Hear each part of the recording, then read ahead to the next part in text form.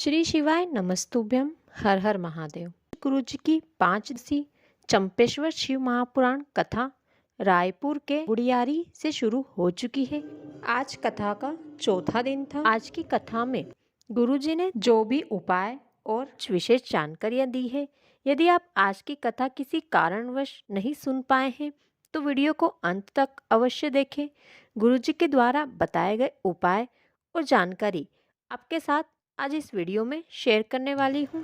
आज की कथा की पहली जानकारी जो गुरुजी ने दी है वो बताया है, यदि किसी का पुत्र अच्छा है तो समझ लीजिए आपने अपने जीवन में जो भी पुण्य किया है आपका वो पुण्य अच्छा था। दूसरी जानकारी गुरुजी ने बताया, कान में कुंडल पहनो लेकिन कान नहीं कटना चाहिए, नाक में नथनी पहनो लेकिन नाक नहीं कटना चाहिए, और घर परिवार में कितना ही रमो कितना ही मन लगाओ पर भजन नहीं छूटना चाहिए। तीसरी जानकारी, कितना भी दुख आए कितनी ही तकलीफ आए किंतु भगवान से विश्वास नहीं हटाना चाहिए। हर परिस्थिति में आपको शिव पर विश्वास बनाए रखना चाहिए। चौथी जानकारी, यदि कभी भी आपके मन में मरने का ख्याल आए तो आपको अपनी जान नहीं देना है, आप केवल शिव भक्ति में डूब जाओ, सब भोलेनाथ के हाथ में छोड़ दो और अच्छे से अपनी ज़िंदगी जियो। पांचवी जानकारी, जिसको आपने समय दिया, परिवार, कुटुंब, कबीला, रिश्ते, नाते, दोस्त, ये आपकी दुख की घड़ी में आपके साथ नहीं होंगे, लेकिन यदि आपने एक मिनट भी भोलेनाथ को नहीं दिया फिर भी भोलेनाथ आपकी दुख की घड़ी में आपके साथ खड़ा होगा। छठी जानकारी, भगवान कभी किसी के सामने असली स्वरूप में नहीं आते। भगवान जब भी हम किसी दुख या तकलीफ में होते हैं तो हमारे पास हमारे किसी न किसी अपने के रूप में आकर भगवान हमारी मदद करते हैं। वे कभी भी अपने असली रूप में हमारे सामने नहीं आते। सातवीं जानकारी, तारकासुर के 3 पुत्रों को मारने के लिए भगवान शिव ने पशुपतिनाथ का अवतार लिया था। शिव जी ने इसके अलावा पक्षी का भी रूप धारण किया है, उनका नाम शर्मेश्वर महादेव पड़ा। शिव जी ने नंदी का भी रूप धारण किया था, उनका नाम नंदीश्वर महादेव पड़ा।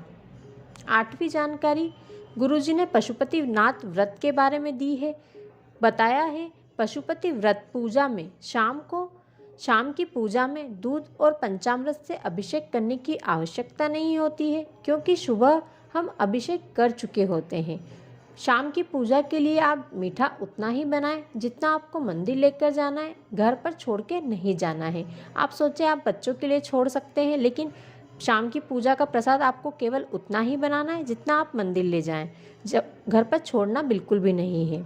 मंदिर से लाई हुई प्रसाद केवल आपको ही खाना है, उसमें से आप ना अपने बच्चे को दें ना किसी और को दें, और वो प्रसाद खाना खाने के पहले खाना है, उसके बाद आपको खाना खाना है।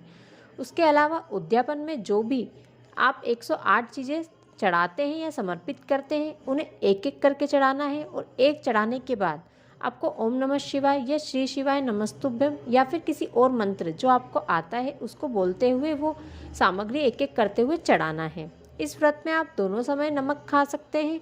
सुबह आप फरियाली खिचड़ी या फिर अन्य कोई फलाहार खाएं और शाम को खाना खा सकते हैं। आज की कथा में गुरुजी ने कुछ पत्र पढ़कर बताए हैं, वो सुन लीजिए। आज की कथा में गुरुजी ने पहला पत्र पढ़ा। वो पत्र एक बहन ने लिखा था जिसके भाई के प्राण जा चुके थे। वो वेंटिलेटर पर था, उसकी सांसें नहीं चल रही थी, लेकिन उसने शिवजी को वहाँ पास में अस्पताल के पास एक मंदिर था शिवजी का, उसने वहाँ जाकर 9 बजे से लेकर रात को 12 बजे तक जल चढ़ाया, और वहाँ पर किसी औरत ने उसे कहा कि आप एक शिवजी पर चढ़ी हुई बेलपत्र ले जाकर अपने भाई के पास रख दो। तो उसने वैसा ही किया। वह शिवजी पर चढ़ी हुई एक बेलपत्र ले जाकर अपने भाई के बिस्तर पर रख दी, और उसके केवल आधे घंटे के बाद ही उसके भाई को होश आ गया। दूसरा पत्र एक व्यक्ति ने लिखा था। उसकी जीभ में 4 से 5 साल पुराना एक छाला था। डॉक्टर उस छाले को अच्छा नहीं बता रहे थे, कोई बहुत बड़ी बीमारी बता रहे थे। उसका काफ़ी समय से इलाज भी चल रहा था, बहुत सारे पैसे भी लग चुके थे, लेकिन वो छाला ठीक नहीं हुआ। तब उसकी पत्नी ने कहीं शिव महापुराण की कथा सुनी तो उसे बताया कि आप शिवलिंग पर एक लोटा जल कुंदकेश्वर महादेव का नाम लेकर चढ़ाएं और उस जल को झेलकर पिएं। तब उसने ऐसा ही किया। वो एक ऐसे मंदिर जाने लगा जहाँ कोई नहीं जाता था और वहाँ जाकर ये कुंदकेश्वर महादेव वाला उपाय किया। अब उसका छाला बिल्कुल ठीक हो गया है, उसे कोई तकलीफ नहीं है। तीसरा पत्र जो गुरुजी ने पढ़कर सुनाया वो एक व्यक्ति ने लिखा था। उसने लिखा कि उसकी गाय को कई साल से बछड़ा नहीं हो रहा था। उसने भी सफ़ेद आंकड़े की जड़ वाला उपाय अपनी गाय के लिए किया और उसकी गाय भी गर्भवती हो गई और उसको एक बछड़ी का जन्म हुआ। तो ये थी आज की कथा की कुछ विशेष जानकारियाँ। आज की कथा में गुरुजी ने कुंदकेश्वर महादेव का उपाय बताया।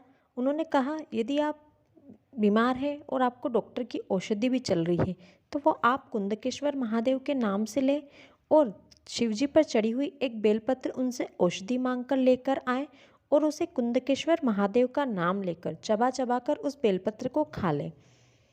ये उपाय आप बीपी, शुगर या अन्य किसी भी बीमारी के लिए कर सकते हैं। आशा करती हूँ आपको वीडियो अच्छा लगा होगा। यदि आपको वीडियो अच्छा लगा हो तो वीडियो को लाइक करें, शेयर करें, साथ ही कमेंट में हर हर महादेव या श्री शिवाय नमस्तुभ्यम लिखना ना भूलें। धन्यवाद।